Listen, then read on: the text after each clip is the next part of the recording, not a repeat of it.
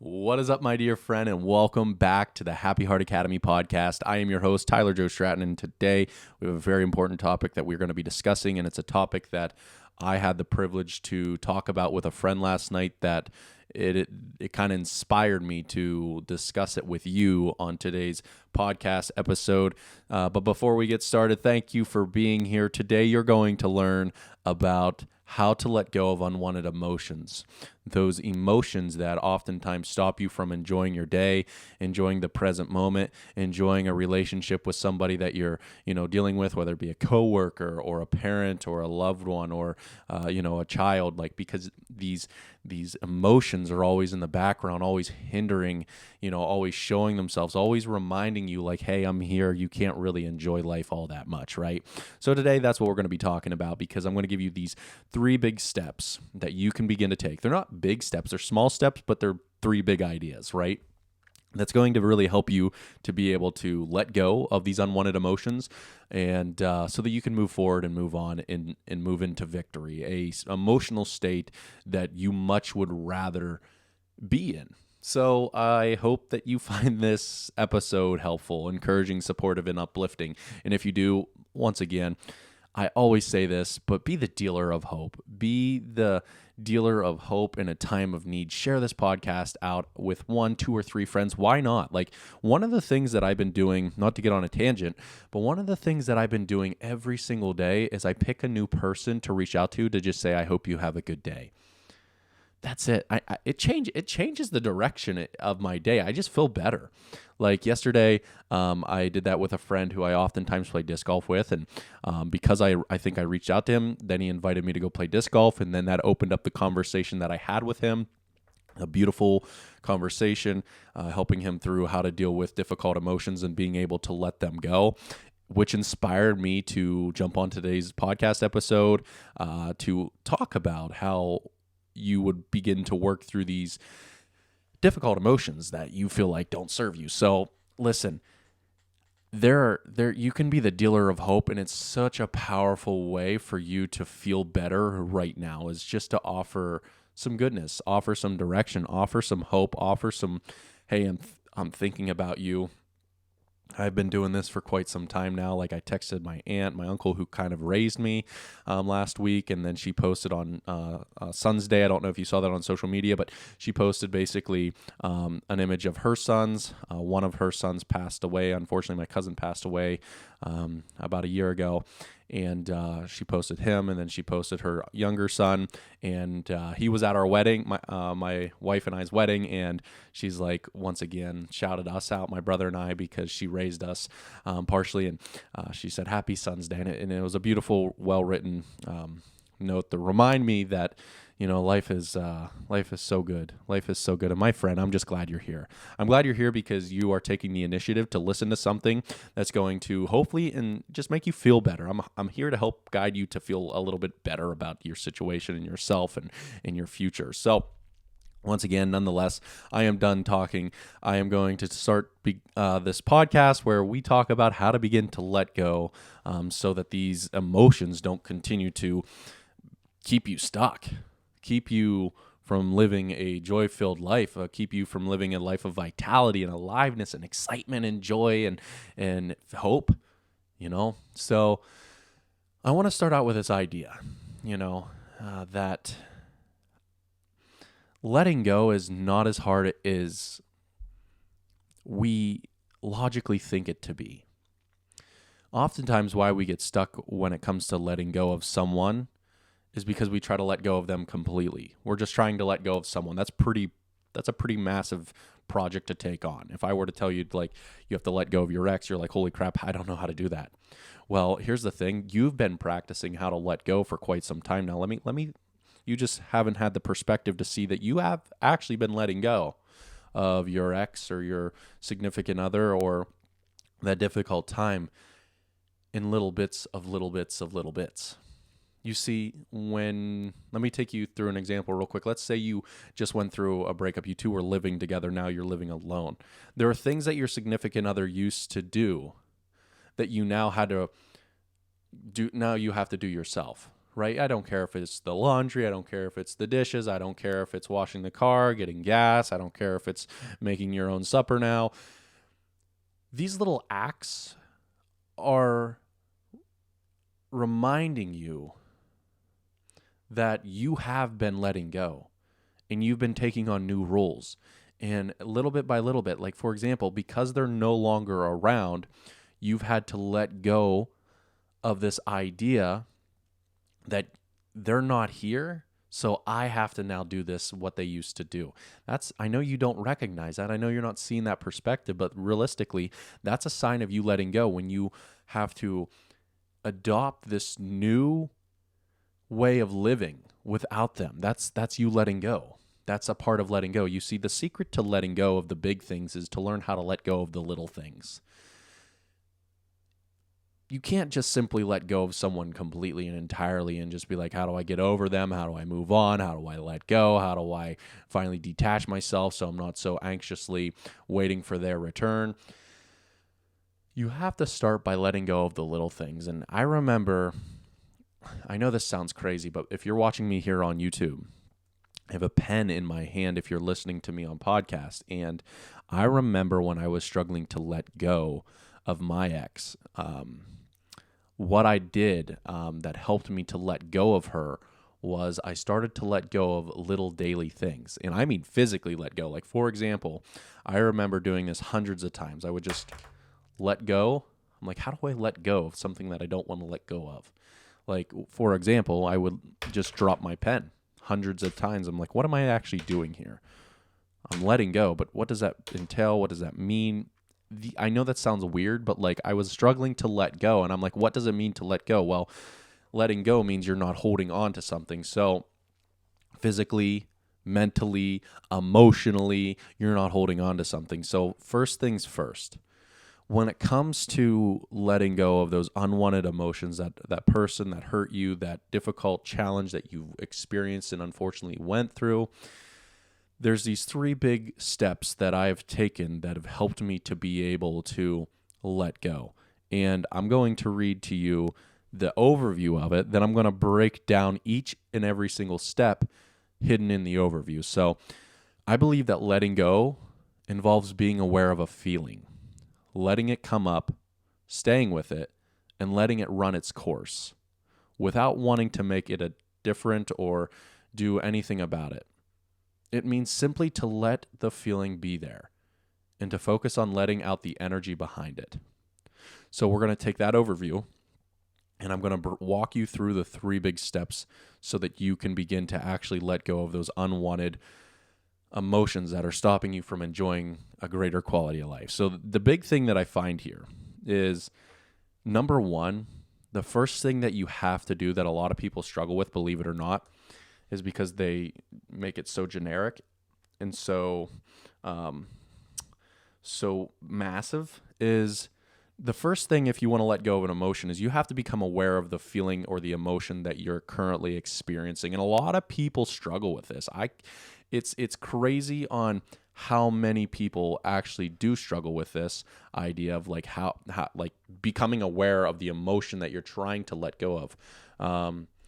Emotional wheel. Perfect. So I'm going to pull up this quick diagram here, and I'm going to talk about this. This is one of the things that I oftentimes go over with coaching clients, and so that they can get emotionally equipped and gain emotional intelligence. So when you become aware of a feeling is the first step. So if you're feeling something, you've got to first recognize what it is you're feeling. That's step number 1. If you can't recognize what you're feeling, what cannot be named cannot be healed is often what I say. What cannot be named cannot be healed. How do you heal something that you're unaware of or unsure of? You can't. It's very challenging. And that's where most people find themselves being stuck, is because they just know that they feel bad. But what does that actually mean?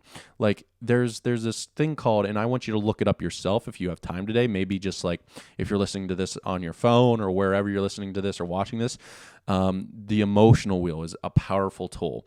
And you can get into like amazing information in regards to the emotional wheel. But the core concept of the emotional wheel is that ideally behind the emotional wheel are a list of emotions that people often feel. So once again, if you are struggling to name any type of an emotion, I'm going to kind of walk through this real quick, is that let's say you're feeling sad or disgusted, angry, fearful, bad, surprised, happy. Like there's one of these emotions that you're at your core that you're feeling. And let's just say you might be feeling sad. And then when you break that down, the emotional wheel helps you to break it down. Like all you know is you're feeling sad. I'm just feeling sad, but I don't know how to name more of that. Okay, so we gotta go deeper. The deeper that you go, the better off that you're going to be able to actually heal it and deal with it. So let's say you're sad, but really what you're feeling is you're hurt. And now you're like, well, I'm actually hurt, Tyler. Oh, okay. Well, usually hurt comes from being embarrassed or disappointed, right? So like, what are you disappointed about? That something didn't happen the way that you wanted it to happen? Like you held this expectation and that expectation wasn't reached and now you're disappointed, which causes hurt, which then causes sadness.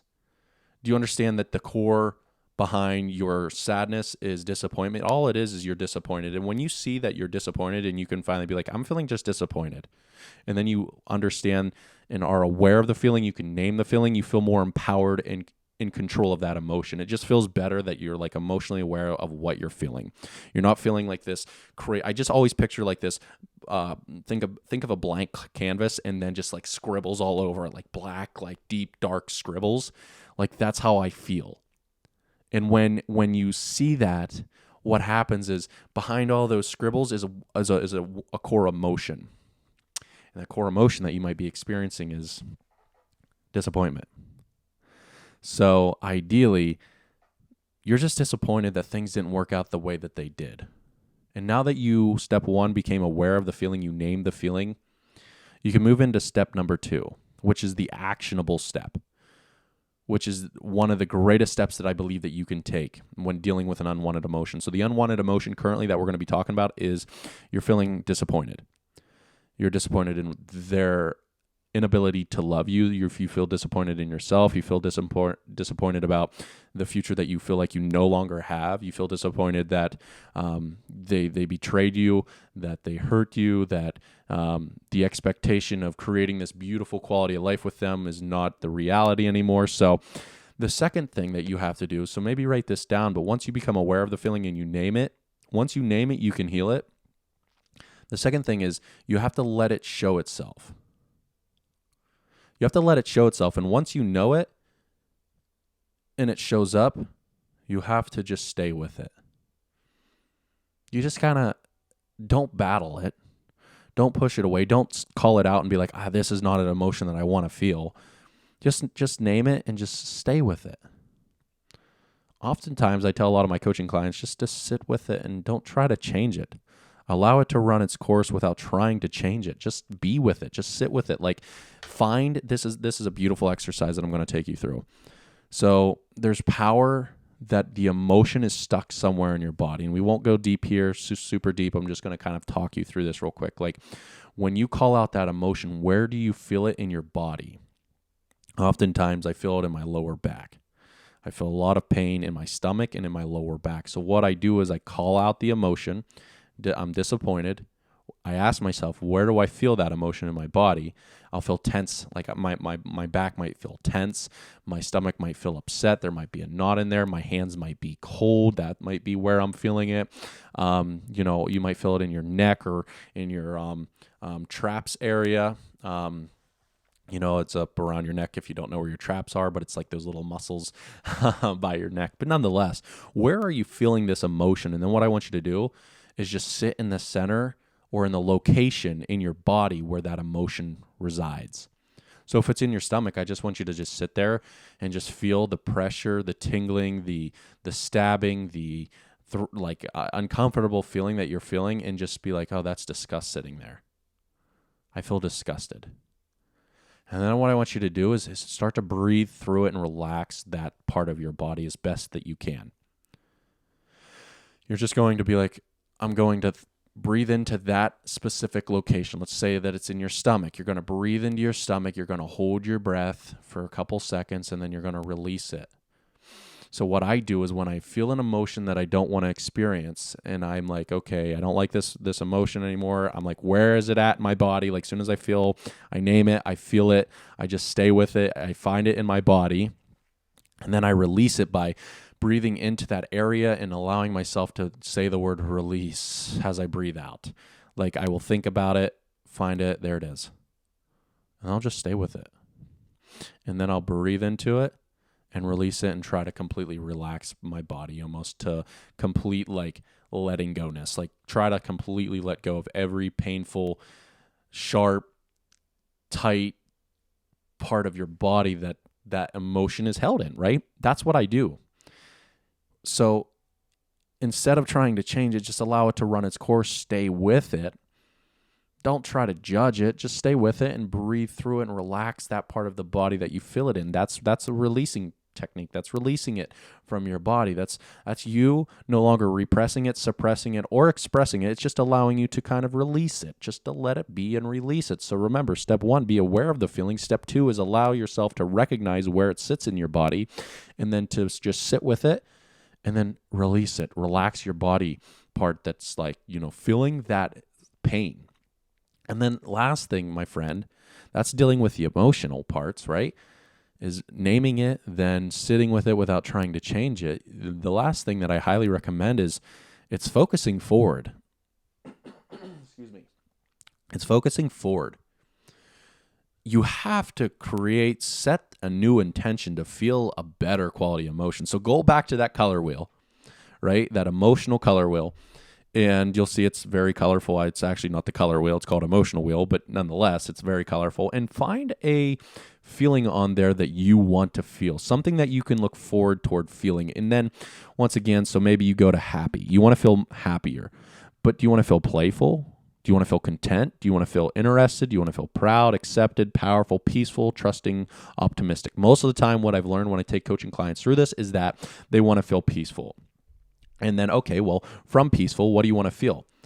Loving and thankful. So if you want to feel happy and peaceful, then you need to find a way to feel more thankful. Like, once again, if you want to feel that end result of being happy to feeling, peaceful, you want to find something to feel thankful for. So then after I feel it, I immediately go into writing in my journal what I'm grateful for. If I don't have my journal, once again, I just think about things that I'm grateful for. Like, what can I be grateful for is what I ask myself. What can I be grateful for? What can I be thankful for? And I allow myself to marinate, to sit, to rest, to be with those thoughts for a long enough period until I start to actually feel those empowering, emotions. By asking myself a question on what can I be grateful for? Or what can I feel thankful for right now? It allows me to direct my thoughts away from the painful point and into a hope-filled future of things that I can actually be grateful for. This might be simple, but practicing it over and over again, building the repetition, building the endurance to actually do these 3 steps on a day-to-day basis. If you struggle with the emotional stress and struggle of your day-to-day, of your quality of life, if you unwanted emotions, try this out. Give it a go.